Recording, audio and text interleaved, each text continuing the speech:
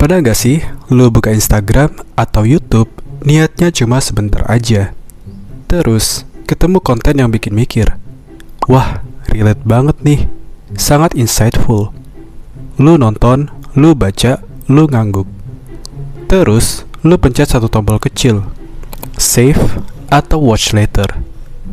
Dan anehnya setelah itu hati lu agak lebih tenang, kayak habis bikin janji ke diri sendiri. Nanti gue baca, nanti gue praktekin, nanti gue berubah. Padahal kata nanti itu sering banget bohong. Postingannya kekubur, videonya numpuk, dan hidup lu ya gitu-gitu lagi. Lu konsumsi banyak konten tentang fokus, tentang disiplin, tentang hidup lebih baik, tentang jadi versi terbaik diri lu. Tapi hasilnya bukan makin jalan, malah makin capek, kepala rame, arah gak jelas. Dan di video ini gue mau bongkar kenapa kebiasaan kecil kayak save dulu pelan-pelan bikin fokus hancur. Kenapa konten inspiratif justru bikin hidup stuck. Dan kenapa otak lu bisa capek padahal kerjanya cuma scroll. Kenapa save dulu itu terasa produktif? Karena otak lu dapat dopamin dari niat, bukan dari aksi. Begitu lu save postingan inspiratif, klik nonton nanti video motivasi, save cara fokus atau cara hidup lebih baik, otak lu langsung nerjemahin itu sebagai nice, kita udah mulai. Padahal faktanya, gak ada perilaku yang berubah, gak ada satu langkah pun kejadian, gak ada keputusan nyata. Tapi rasa puasnya udah dapet. Secara psikologi, ini disebut illusion of progress. Perasaan seolah-olah lu bergerak, padahal yang berubah cuma konten di layar. Otak lu gak terlalu peduli apakah lu beneran ngelakuin sesuatu atau cuma berencana ngelakuin sesuatu. Selama ada sinyal gue peduli sama hal ini, dopamin tetap dilepas. Makanya setelah nge-save, lu ngerasa, ya at least gue udah niat. Dan rasa at least itu cukup buat bikin otak berhenti nyuruh lu bergerak. Masalahnya makin parah karena ini. Konten yang lo konsumsi biasanya inspiratif, relatable, emosional, dan random. 1 menit tentang disiplin, scroll. Video lucu, scroll. Berita politik, scroll.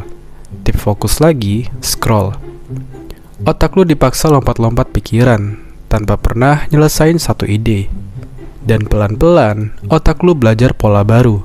Dapat insight sama dengan scroll lagi, bukan dapat insight sama dengan lakukan. Akhirnya yang kebentuk bukan kebiasaan bertindak, tapi kebiasaan ngumpulin niat. Save banyak, mulai dikit, ngelakuin entah kapan. Dan karena otak udah keburu puas, pas lu beneran mau mulai, rasanya malah berat. Bukan karena tugasnya susah, tapi karena otak lu mikir, lah bukannya ini udah beres. Padahal belum, lu cuma dapet dopamin tanpa proses. Ini juga yang bikin fokus lu rusak.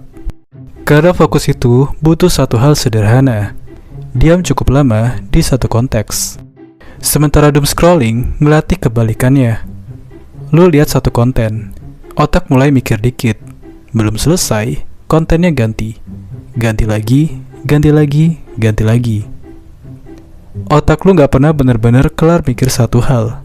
Ibaratnya, lu buka 30 tab di browser, tapi gak ada satupun yang selesai dibaca. Dan kalau lu ngerasa gue sering dapat pencerahan tapi hidup gue gak berubah-ubah, mungkin masalahnya bukan di kurangnya insight, tapi di kebiasaan lu ngerasa bergerak tanpa benar-benar jalan. Solusinya bukan berhenti scroll, tapi ubah cara nangkepnya. Bukan hapus Instagram, uninstall YouTube, terus hidup jadi biksu. Realistis dikit. Masalahnya bukan di kontennya doang, tapi di cara lu nangkep kontennya. Lagi scroll, nemu postingan, tips fokus dan produktivitas, rumus cepat matematika, tips grammar bahasa Inggris, slide edukatif, penjelasan singkat tapi wah. Terus refleks kita, save, watch later, atau bookmark. atau bilang nanti gue pelajarin. Save itu cuma mindahin konten, bukan mindahin pemahaman. Makanya beda banget rasanya antara save doang versus nulis ulang di buku. Ngerangkum 2-3 baris, jelasin pakai bahasa sendiri. Karena begitu lu nulis, otak lu berhenti scroll dan mulai mikir. Bukan lagi konsumsi, tapi proses. Dan itu kunci pertama buat balikin fokus.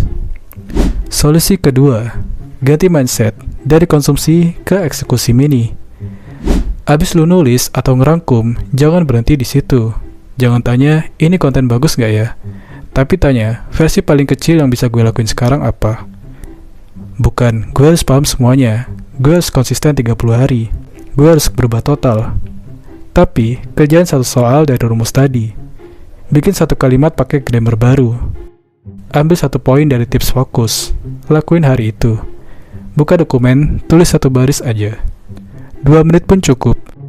Karena otak lu lebih butuh bukti gerak kecil daripada rencana besar yang gak kejadian. Solusi ketiga, pisahin waktu nyari insight dan waktu jalanin. Masalah banyak orang bukan karena males, tapi dua mode ini dicampur. Lagi nyari insight, tiba-tiba ngerasa bersalah karena belum mulai. Lagi mau mulai, malah balik scroll lagi. Makanya perlu dipisah. Contoh, 10 menit boleh scroll, save, cari ide. Setelah itu, stop konsumsi. 10 menit, ambil satu hal kecil dari yang barusan lo lihat. Nggak lama, nggak rapi, nggak sempurna. Yang penting, otak lu belajar satu pola baru. Setelah lihat, ada aksi. Bukan setelah lihat, lanjut lihat. Solusi keempat, kurangi dopamin palsu, bukan informasinya. Lu nggak perlu jadi orang anti konten, anti edukasi, anti inspirasi. Yang perlu dikurangin itu dopamin murah. Dopamin dari save, watch later, bookmark. Itu bikin otak ngerasa aman kok, gue niat. Padahal belum ada yang berubah. Coba geser sedikit. Puasnya jangan datang dari nyimpen, tapi dari mulai. Sedikit capek karena ngerjain satu hal kecil, jauh lebih sehat daripada tenang karena nunda. Insight gak pernah bikin hidup berubah, tapi aksi kecil yang konsisten. Kalau sekarang lu ngerasa banyak tahu, banyak sadar, tapi hidup gak gerak kemana-mana, mungkin bukan karena lu kurang motivasi, tapi karena otak lu kebanyakan dikasih rasa, gue udah mulai, padahal belum jalan.